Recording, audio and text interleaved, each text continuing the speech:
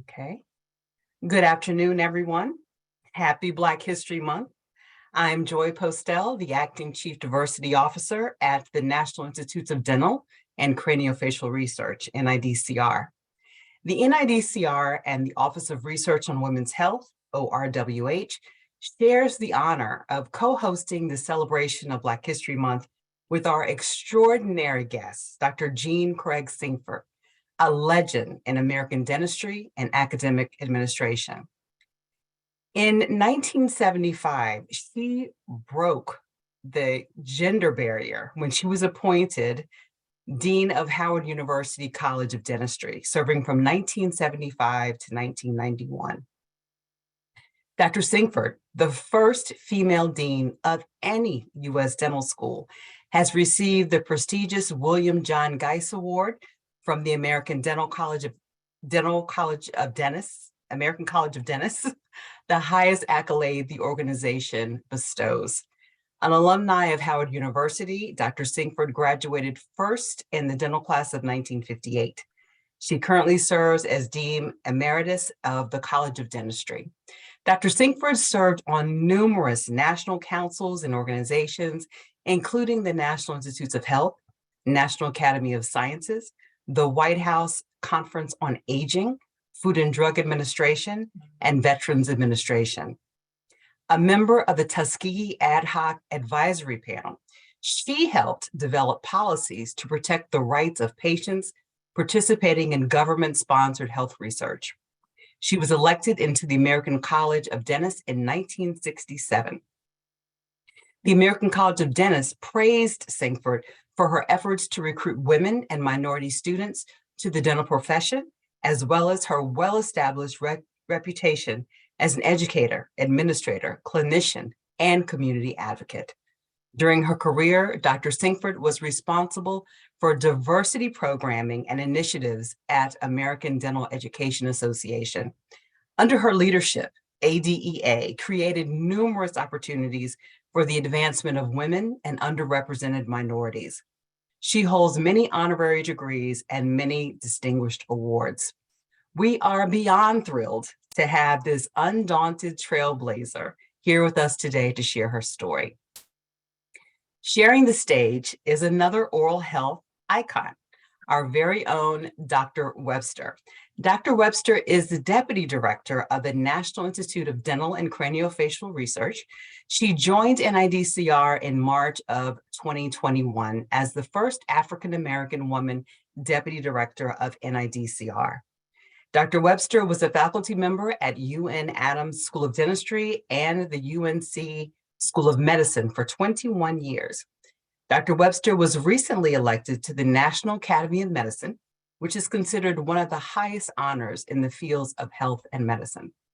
I'll step back and allow the conversation between these two remarkable women to begin. Dr. Webster? Thank you, Joy. Thank you so much. And I am thrilled that all of you are joining us and joining me in this discussion.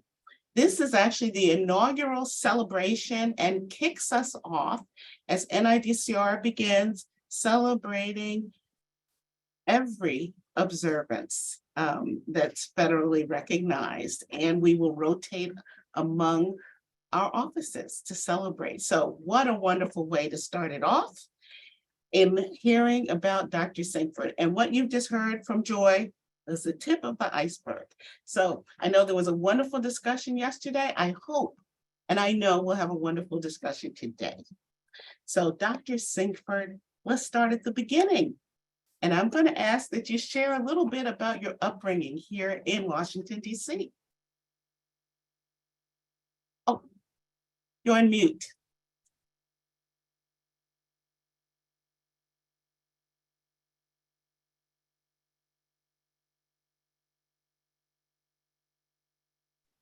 Got it? Okay. Gotcha. Okay. I'm just honored to have this opportunity, and thank you, Dr. Webster, for this imaginary opportunity for us to highlight the achievement of minority individuals. Now, you're asking me about my upbringing. Okay. I grew up in Washington, D.C. I'm a product of the public school system of Washington, D.C., partially. And then I went to private school for a short period of time, a Catholic school.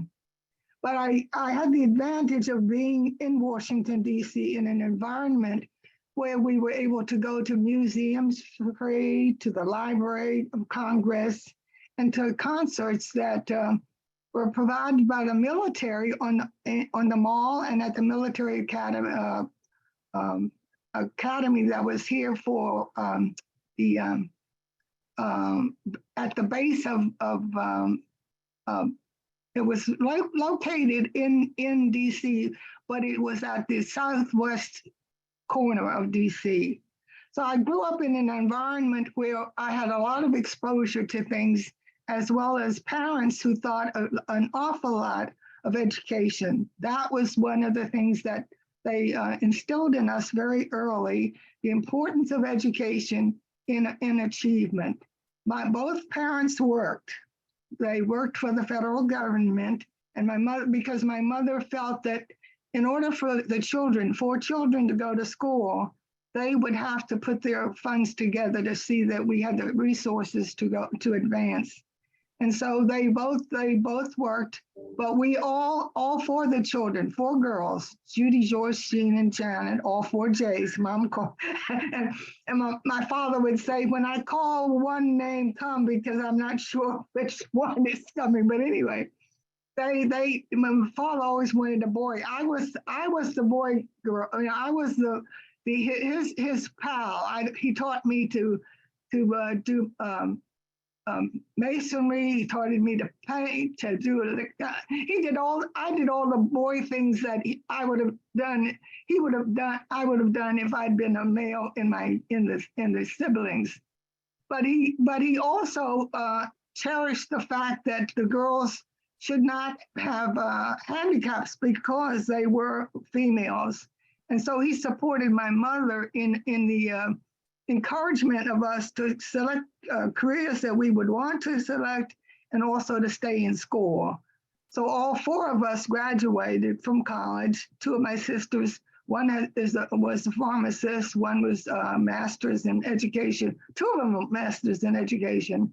And my youngest sister founded the Head Start program for Buffalo. She's still in Buffalo, okay. But that concept was something that, I mean, I thought back about it, I said, we started off, we were not wealthy, okay?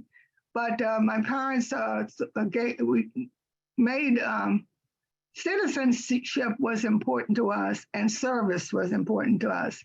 So we were going to give back to our communities as well as to our professions.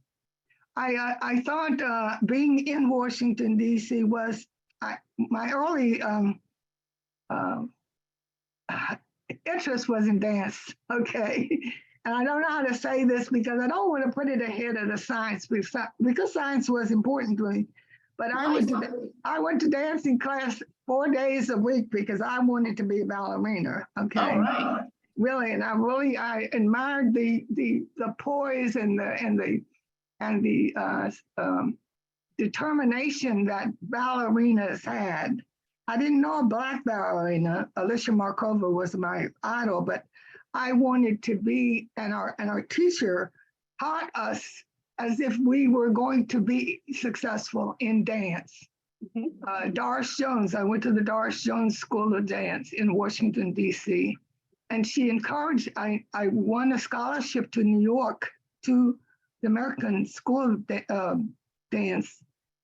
But I didn't take it because my mother didn't want me to go away. But also, it was by not going to New York, Sheila Rivera was able to, my classmate, and she was able to go. So it's interesting how life, you don't have in charge of everything that happens in life, but you can benefit some of the things that happen to you, and you can make it positive. Even though I didn't go to dance, I went to Howard University, which was the Mecca at that time, and I had an opportunity to meet minority individuals that were very successful and highly recognized throughout the world.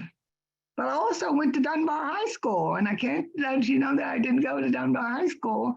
It was one of the prestigious Black high schools in the country, and 90% of the students were going to go to college. So our teachers directed us to the pre-college courses that would help us pass examinations, but also in our applications to those prestigious schools, the Ivy League schools. And it was a very important part of my early training. Yes. Also, one more thing, the Girl Scouts. I have to tell you the Girl Scouts, because my mother said, you got to work with your own gender. And so I spent many years as a Girl Scout, as a different levels of promotion, but also the travel that was we were able to do as scouts, going places, and also helping communities, the community requirements that we had to do. But those are the highlights, I think, of my early career. Wow, a lot of parallels. Three J's in my family, three girls, Yeah. Girl Scout dancing, all this stuff, but very rich environment, Oh, yes. allowing for lots of fertile ground and growth and Right. strong beliefs. And you've also already shared with us some mentors. Yes. Can you share a little bit more about who you credit as mentors and how they've shown up for you? That's a great question, because you don't really think about the mentors because they don't want you to know that you are being mentored, right? Okay, I'm going to tell you what to do, but then you have to figure out how you're going to reword it in your own language and in your own behavior. But I think my mother was, one of my primary mentors, because she was not able to go to college, but she taught school before she went to the government. And so therefore, I really realized that she was guiding me, because she didn't want to tell me what to do. Because, when you get to be teenagers, no, they don't want to hear your career. She just hopes you don't know anything. You don't know anything. You really don't. But it was very important for her to see that I was gifted. Okay. Besides being tested, my older sister tested higher than me, but I followed in my older sister's footsteps, and all the teachers expected, in school, you are going to be like your sister, or you're going to do so and so. But I really thought that it was very important early for us to realize that we were being mentored. Okay, my dentist was very instrumental in getting me interested in dentistry, because he gave me a chance to work through models and stuff in his office. I didn't even know he was trying to mentor me, but he didn't want me to go. Initially, thought I wanted to be a physician. He said, "No, you can be a dentist." Okay, so it was just those kinds of things that happened to happen. But also my mentors, professional mentors, were all male, okay? Because there were no women deans, there were no women presidents that I knew Black at that time. And I was just like, and my father would shake his head. He said, "Well, there's no woman here." No, he would say, you are looking at white role models rather than Black role models. And so the dean at Meharry, who was he was just like a big brother to me, Clifton Dummett, and also Joseph Henry, who was before me, and I've talked to many women who knew Joseph Henry. He would mentor you even if you didn't want to be mentored, because he was going to see the roadblocks that you had to pass, and also he would be able to point you in the right direction. Now, if you didn't have the sense enough to follow or to even consider what he was saying, because he had to go through the same things. But also Dr. Cheek, the president of the university, and he was on my case all the time because he didn't know how to deal with it. I was the only woman dean in the university, okay?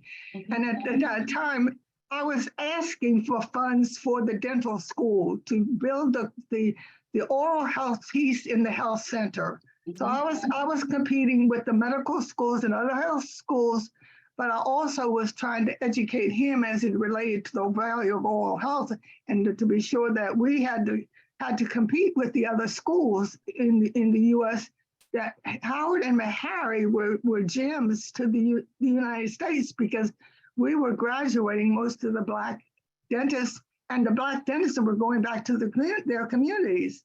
So Dr. Cheek was an individual that kept me in touch with the board, okay? And so, board politics, academic politics, if you don't have a voice at the table, at the board, when you're asking for funds, you're not even heard. But I got an opportunity to learn how to talk to the board, okay? Not be afraid of the board.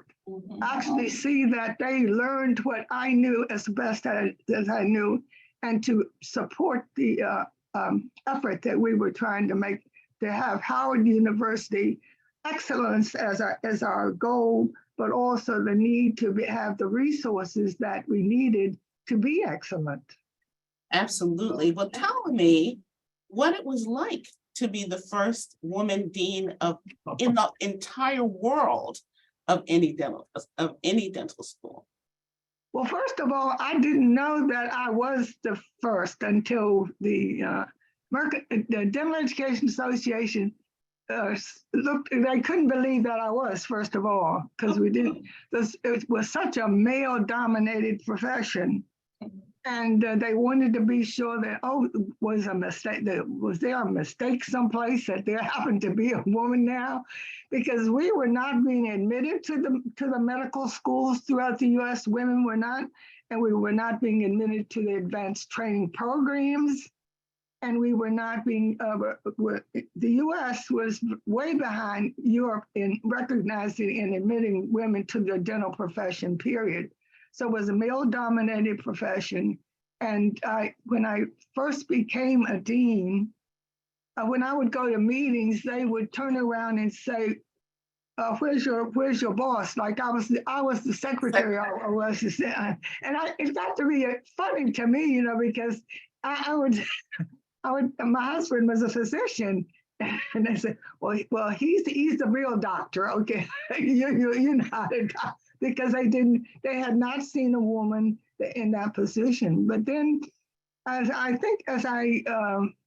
my colleagues came to me, the white deans came to me because they were either going to Howard or Meharry to find out how we recruit minority students, how we deal with the emerging diversity in the population, and how we were able to successfully move the students through the curriculum. We had to recruit minority students.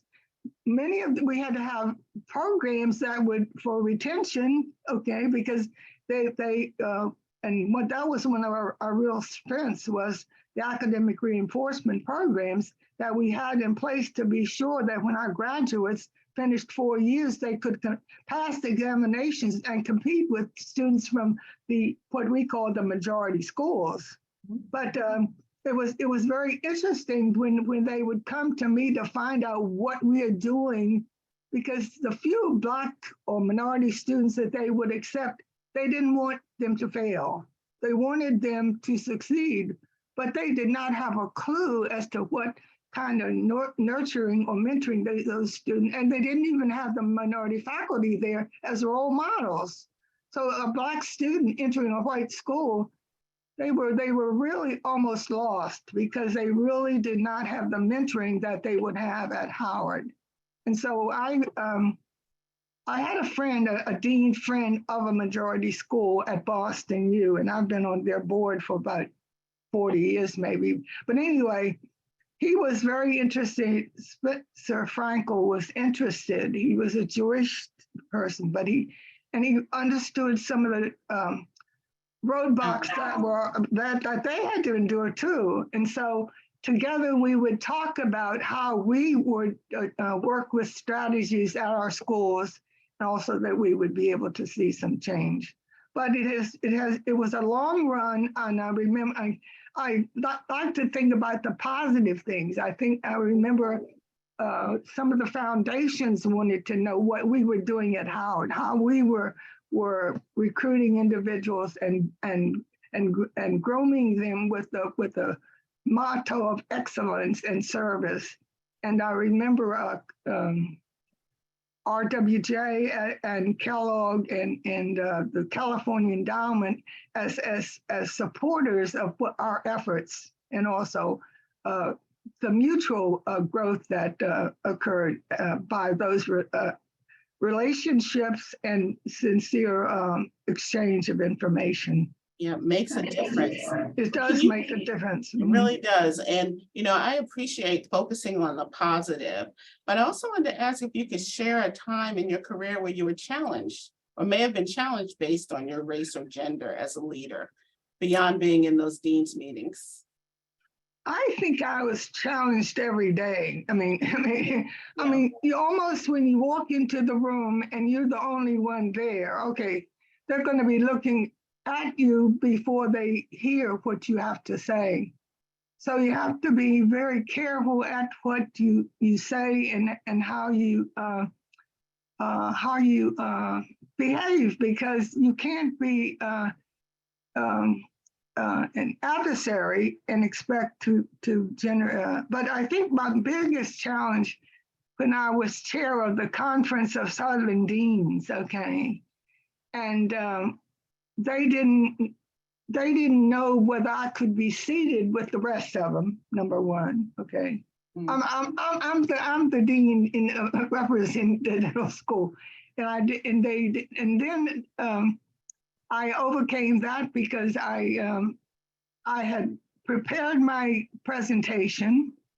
They were impressed with the presentation, and afterwards they were even reluctant to introduce me to their wives. I mean, it was an interesting situation. I'm the only Black person there. The deans are all males, and then they weren't sure how to introduce me to their wives. It was very funny. So anyway.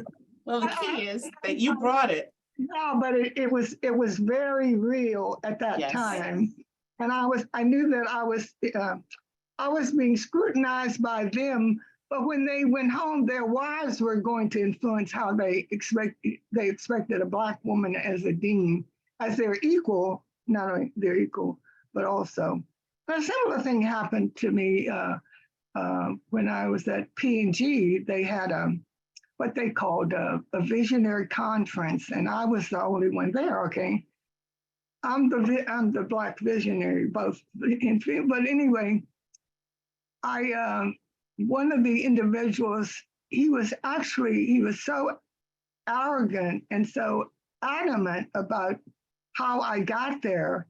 He spent most of the time asking me how I got there rather than what I knew and what I could offer. And I said, there are going to be people like that all around that trust in you, that have never seen a Black individual female that could answer their questions and also have information.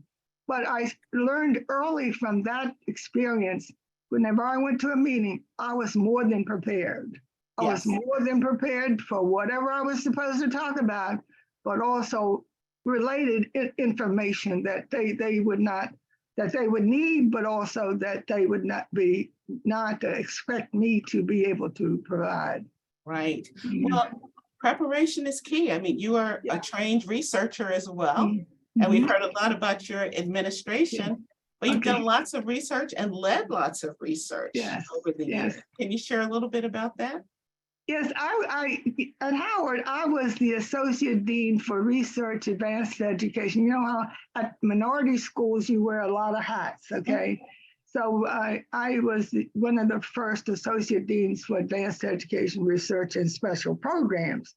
So I had to tie all of those together to be sure that we got the resources to do those things, but also that we had the faculty to develop the faculty and develop the students at different levels, okay?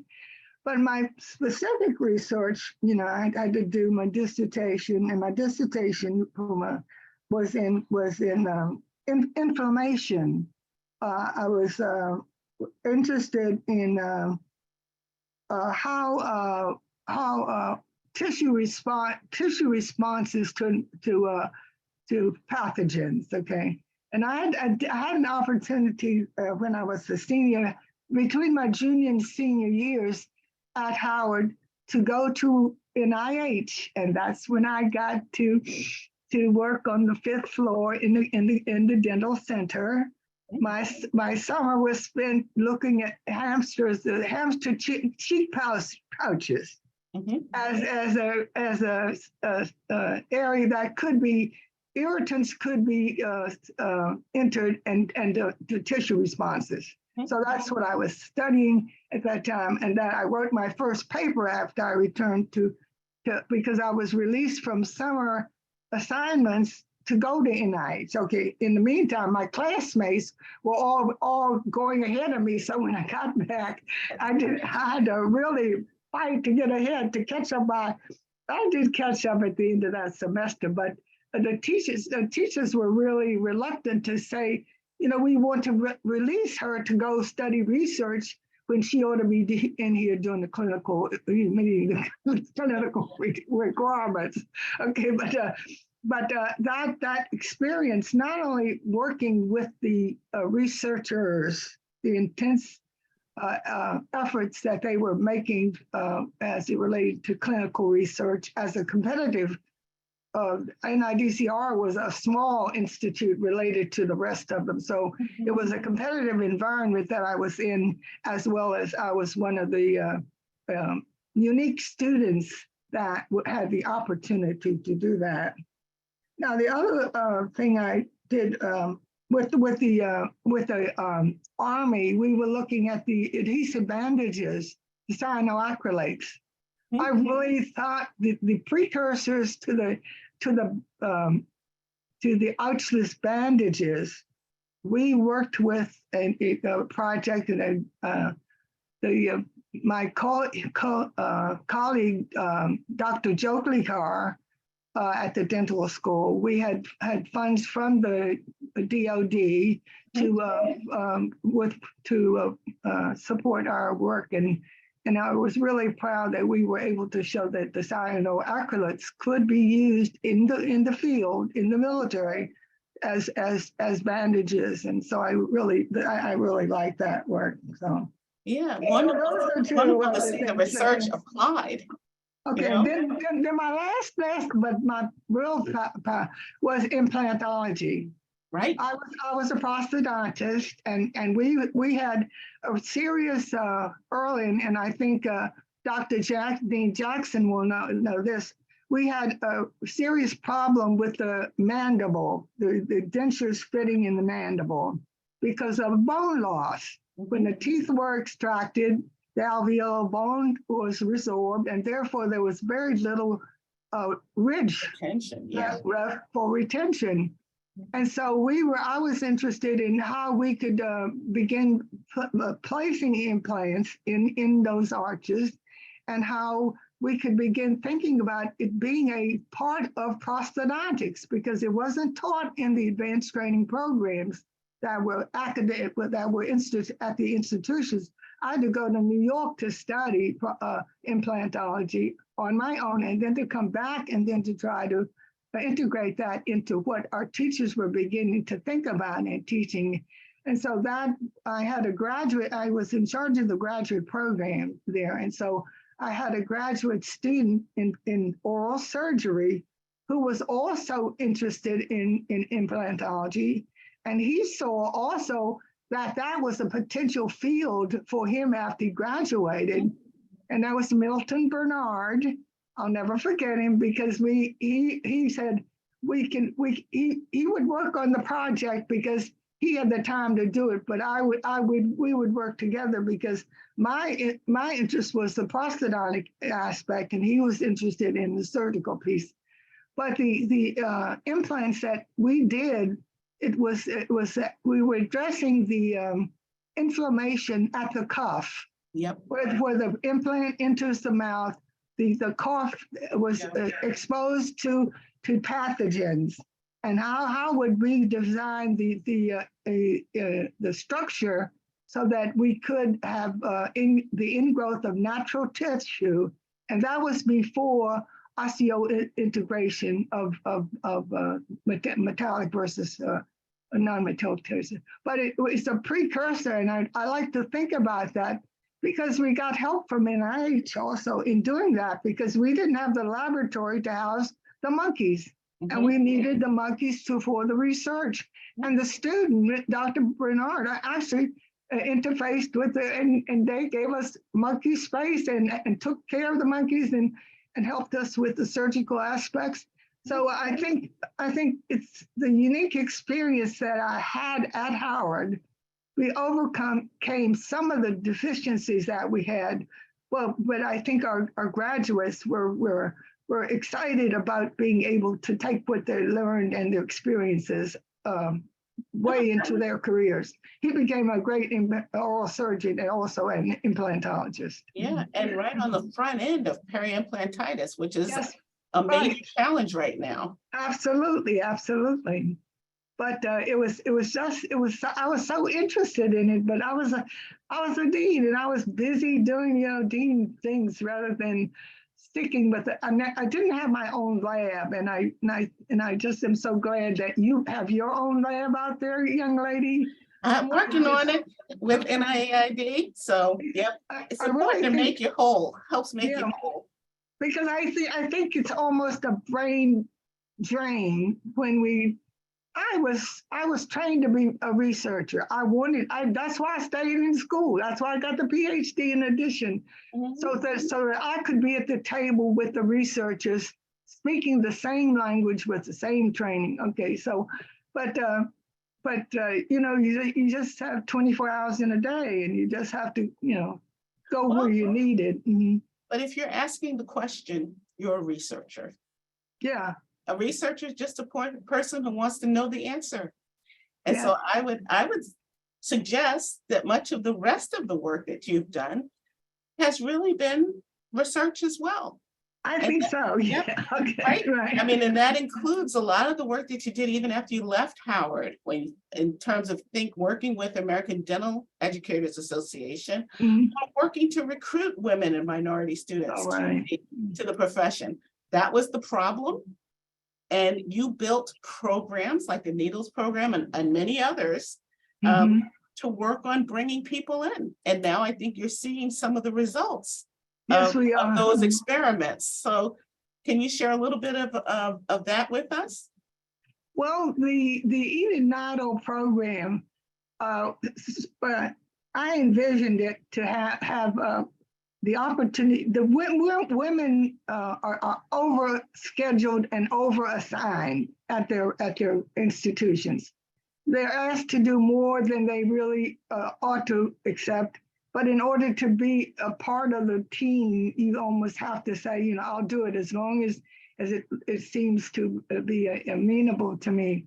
But I thought that I wanted women to have an opportunity to get away from the academic environment and spend some time in Washington, D.C., when they could see, just spend some time to think, creative thinking, to work on a project that they were interested in, to write a peer-reviewable document that they could publish. So when they went back to their schools, they could have credentials that for a meaningful experience that they'd had in Washington. But they had to be supported by their dental schools. We didn't have the money to do that. So we had to ask the deans to support them to take 6 months leave, 3 months away, but actually a 6-month period where they would come to Washington, D.C. They would get to go to NIDCR, they'd get to go to the Hill to talk to their Congress people. But I mean, the exposure was just so fabulous for those individuals. I started out with thinking that they would be the tenured people that would be coming, because it would be tenured people that would like to see the embellishment of their ability to write and do. But it ended up being the middle and lower ranked faculty members that actually needed that kind of experience so that they could actually progress beyond the non-tenured ranks to the tenured ranks, which meant a lot of stability, but also increase in pay and all of the things that go with them. But the thing that I found from them was that they did not, they were not supported at their institutions. When they went back to their institutions, they knew more than the people that were supposed to be guiding them and helping them. And so we had to begin to talk about a pipeline, an academic pipeline for the wannabes and the were-to-bes. And now we're seeing those individuals now in leadership positions. And I had to do the same thing for the males, okay? I really was concerned about Black males. And I really was concerned that they wouldn't see me as a handicap, but they would see me as a friend and a colleague. And of course, you know, males, you cannot tell them what to do. And I already knew that, you know, because I didn't like to be told what to do myself. But I did want to be sure that we were developing minority leadership among our male colleagues also. And so with funding from Kellogg and from the California Endowment, we were able to do a program, minority faculty MD-FD program, in which we had males and females. Okay, so we were developing the male pipeline also as we developed the female pipeline, and we were able to fund 24 schools in that program with external funding to ADIA, and also to assure that we were able to add just enough to all other resources for advanced training. If they had training grants, et cetera, we could add on to that. And it means building a capacity for advanced education. That's what we were able to do with those funds. So I'm very pleased with the opportunity to oversee those funds and to work with the foundations to help them understand that we needed help, that we really needed help. And we do need help. Yes, we do. Yes. We do need help beyond the schools to have the capacity to take care of all the people who don't have oral health. Right. So I want to get some of your insights on, where you see the future of dentistry headed, and what we need to do about access to care. Oh my gosh. How much more time do you have? 5 minutes on that one. I think we can keep it. The pandemic has changed the scene. Yes. And I see Dr. Grant Meal smiling over there, and I hope she will comment after a while, because we already know the facts, okay? We already know that there are over 6,000 health professions, dental health profession shortage areas in this country. Dental HIPSAs, okay. We know that 60 million people live in those areas, and we have ignored it. But it is not just Blacks, but it's the poor. That's right. Okay, and the special needs patients. All of those, if we're talking about the shortage areas, who lives in those? Those are the sickest. Those are the individuals that don't have primary care. They don't have insurance.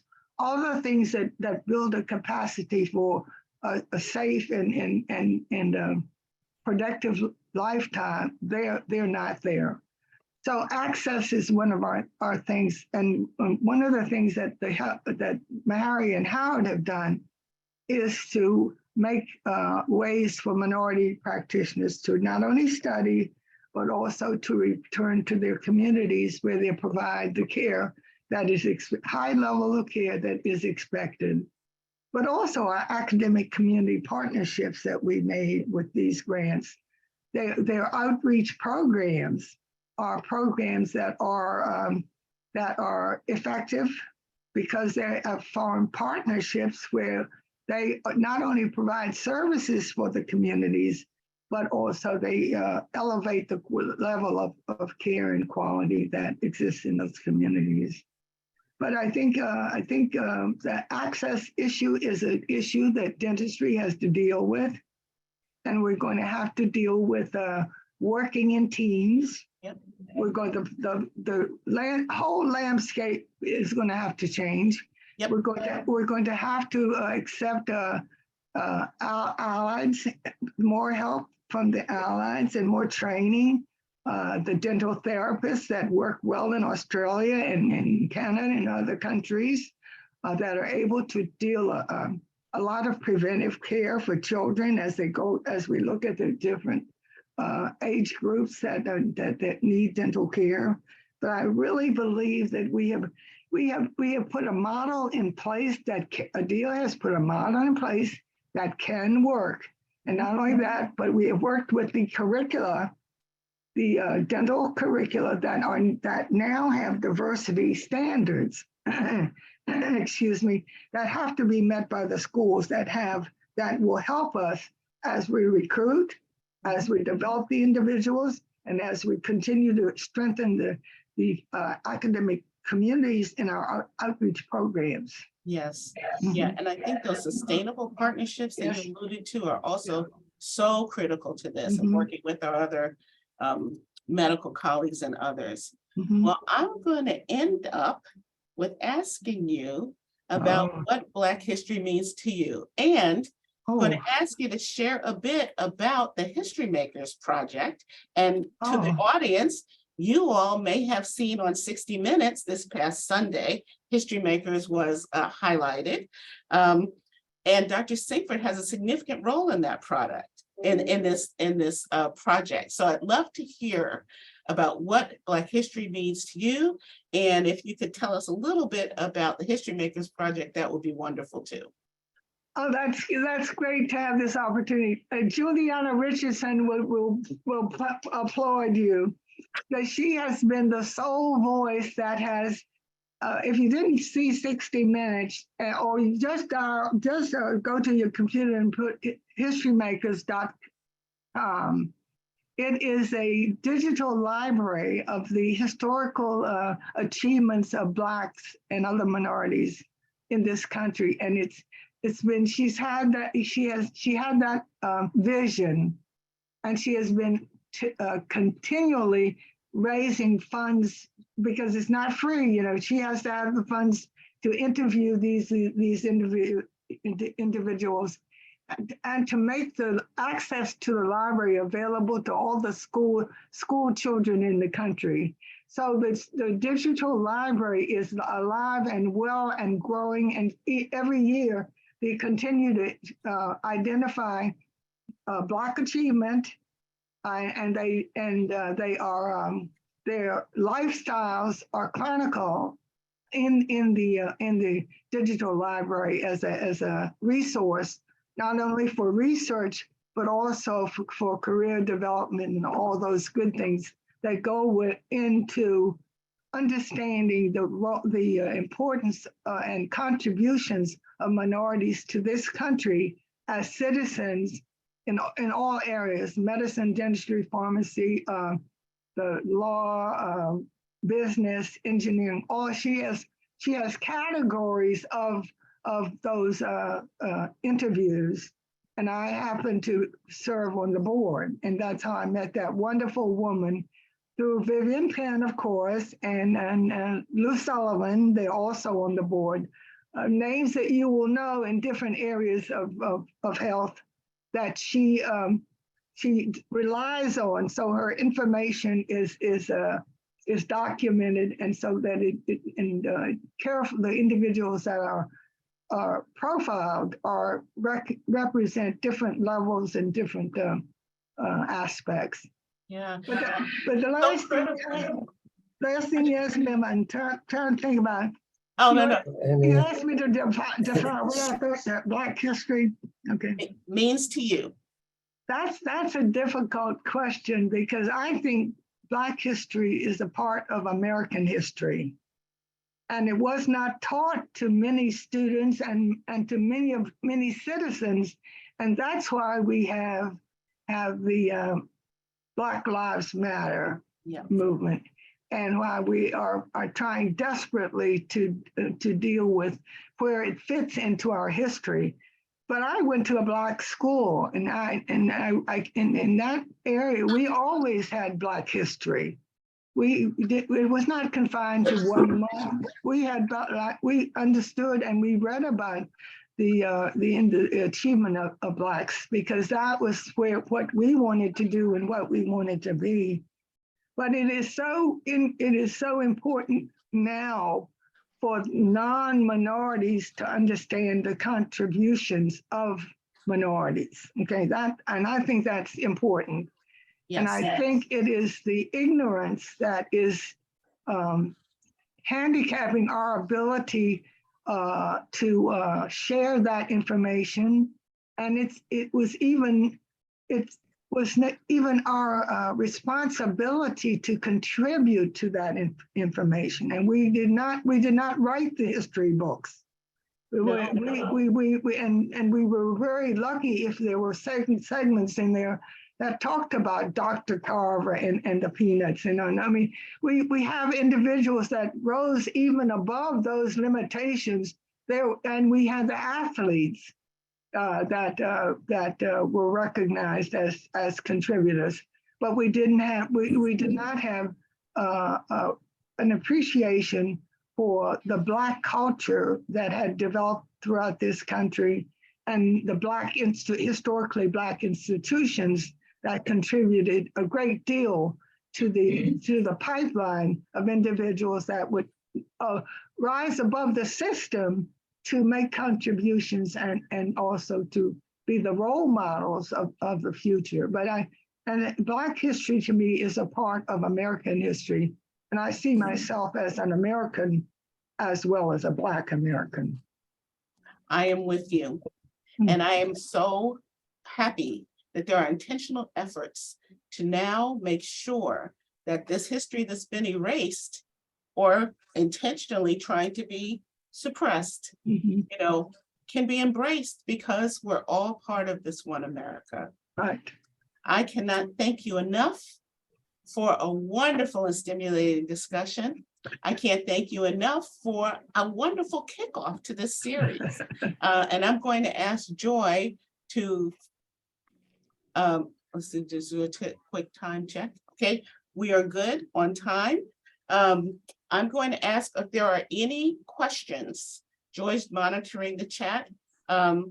So if anyone has any questions that they'd like to ask, we can do about 5 minutes of questions. And then we will close, but this has been wonderful and I appreciate you so. This has been fantastic. Oh, who has a question? I heard someone. Just unmute and you can share your question. Jennifer, this is Rena. I'm trying to listen in from here. And for me, Jeanne is a one of a kind. I'm going to ask her if we have permission to clone her. I should have said something about you when they asked me about my mentors. She and I have worked together for years, and I admire her very much. And her, we talk about Black. Blacks have not been the only ones that have been discriminated against. And Rena is an example of a woman of achievement that has to overcome. But I really want Dean Jackson is an individual that is always a role model for me, because she's one of the few Black prosthodontists, board certified prosthodontists in this country. And I think she's here, and maybe she might want to say a word, because I'd like for people to know that we strived a long time to get that pipeline. We were not in the programs, so we could not take these a certification for advanced specialty training. And she is a 1 in a million.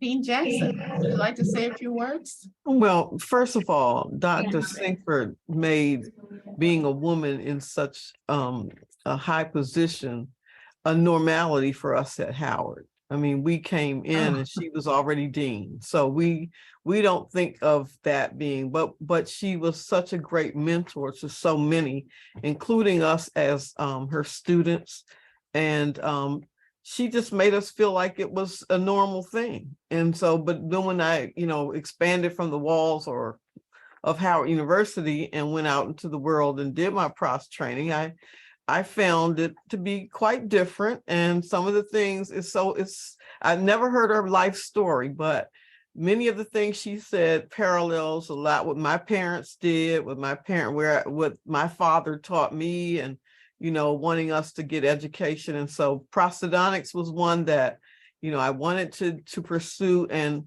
it was, you had to be the only one in the room and be willing to be that only one in the room and go forth and go after what you want for yourself. And, so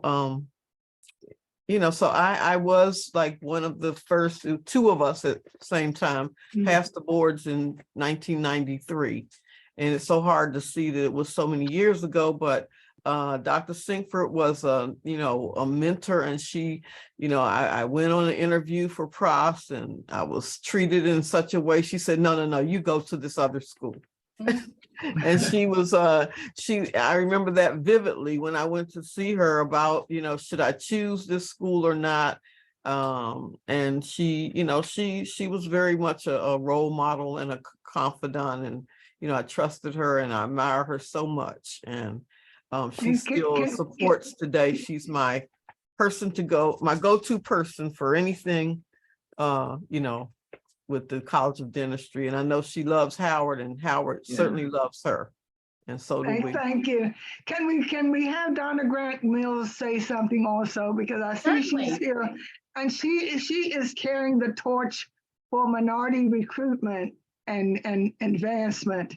And she's an associate dean at Howard, and she is just a wonderful resource for this nation. So Don, can you say something a minute? Well, thank you, Dr. Sinkford, for those kind words. And I just want to just even echo some of what Dean Jackson said. From the time I became a student here at Howard, I knew that so much of what I benefited as a student, as a female dental student, had a lot to do with a lot of ground that had been laid. And as a junior faculty member, I was placed under your wings. And as an Enid Neidl Fellow, I learned at the feet of the elders at ADIA. It was a life-changing experience, as you mentioned earlier, being on Capitol Hill. But what brought it all together like a wonderful bouquet was how you consistently wove the pipeline, and you emphasized the academic community partnerships. You taught us how to leverage seed funds from the W.K. Kellogg Foundation, the Robert Wood Johnson Foundation, the local and private foundations, bringing all of those entities together and building sustainable programs. And as we kind of look at our journey, particularly over the past 20 years, and a lot of where we are now has to do with the mentorship and being able to call on you at any time to get wisdom, to get those pearls of wisdom, and continue to just be encouraged that the work is not done. We can't stop, but we must mentor, we must recruit, we must just advocate and be there, but recognize that the work is not done. And we give a lot of thanks to your mentorship and your encouragement. So thank you. And thank you, Dr. Webster, for having us. And these undaunted trailblazers, the book, you have to read the book. Yes, because yes. those 31 women in that book tell the story. Yes, it is a wonderful read. It's great homework. Watch the History Makers project and enjoy and reflect. And thank you for joining us in this wonderful Black History Month. Happy Black History Month to all of you. And thank you so Thank you much. so much. Thank Happy you. Black Thank you History so Month. much. And thank you, Joy Bye-bye. Thank Pastel. you. Thank you. Thank you. Dr. Sinkford, awesome. Thank you. Thank you. Thank you. Thank you. Stan Sinkford would be very pleased. Okay, thank you. Who would be pleased? I didn't hear. Her husband. I think that was maybe my son. Okay. Oh, wonderful. Wonderful. There were so many people chatting in the chat box, Dr. Sinkford, just singing your praises. So you are definitely loved. Well, For thank sure. you. Can Thank we you. save the chat for her? Yes, yes, Okay. Okay, thank you so much, Joy. Thank you. absolutely. Have a good day. You set a high Oh. bar there, Dr. Sinkford. Fred Thank- Archer. Oh, Is Fred Archer, Dr. Archer. Hi, that's my nephew in Buffalo. Oh, well, listen, your dad taught me. Yeah, Buffalo. really? Yeah. Yeah. He's a Well, she made- pediatrician, we but didn't have a choice. he's a Howard grad also. Thank you for joining. Very I nice. wouldn't be anywhere else right now. Okay. She inspired everybody, and that legacy is still alive in Buffalo here.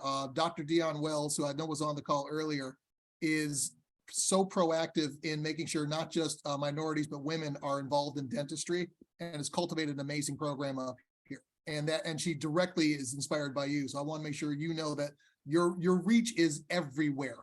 Thank you. Mhm. And I see Dr. Faggett also, our Yeah. colleague, who is also in the Yeah. trenches. Yeah, Okay. yes. Thank you. The National Medical Association really has benefited from your leadership. Dr. Clooney, the president of NMA, I'm sure, will be welcoming you to New Orleans this summer. So we'd love to have the Trailblazers, this kind of presentation if you're available. But thank you for all you do for all of us. We are much better in medicine thanks to your leadership in dentistry. Thank you. Thank you. Thank you. Beautiful. Thank you. Jennifer, you started something. You and Rena, thank you so much for NIDCR Of taking course, the of lead. course. And Lois this- is saying hello, and what a wonderful program. Thank you. Lois Cohen. Okay. Dr. Sinkford, I have to share with you. So my father was a professor at Howard University back in the 70s, and he taught microbiology. And I can tell you my first visit to the dentist was at Howard Dental clinic. School. Oh, Yes, to the at dental the clinic. clinic, right? Yes, Okay. and I was about 8 years old. So Oh, it was okay. so beautiful to always see people who look like me working in the field of dentistry. So it was never something that was foreign, but it was always something that I grew up to know and respect and be proud of. So thank you for all that you do. Thank you. You have a beautiful smile. Thank you. Outcomes, right? Well, since everybody is contributing, let me just say one small thing, Dr. Sinkford. How are you? Who's I came this? from Dr. Matthews. Yes. Oh, okay. I just want to say I too am a prosthodontist. Went to University of Pittsburgh, came down and started teaching at Maryland and practicing. And somebody said, one thing you didn't talk about, not only were you a woman, and of course I was the only one there, taught at Maryland 5 years, only Black female there, but having a family. Yes. My niece went to the prom with her son. But I Yes, just want to right, say, that's right. and they Yeah. kept saying, why are you not at Maryland? Why aren't you at Howard?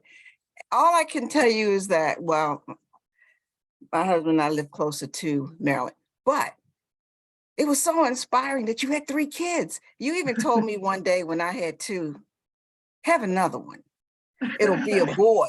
And it was. I just want to say, academically, you know what I think of you. And when I came here and met you, our first Black female prosthodontist I had ever met. And I'm proud to say that I've been at Howard 35 years. And it's embracing to be around people. We have our ins, ups and downs and all that. But I'm going to tell you, you were always a hero to me. And the Thank family you. part, the dentistry is one, but we as women, we got that other whole picture Mhm. that we don't talk about a lot, do we? No, we That- don't have so I don't time know to how talk you about did it. all that with all your children, but I applaud that you could, and that you're Thank still you. going strong, and we can still say we can go strong too. So thank Okay, you. yes, Thank you. okay, thank you, okay. thank All you. right, so we're going to have to end it here because we've run out of time. But thanks again, Dr. Sinkford.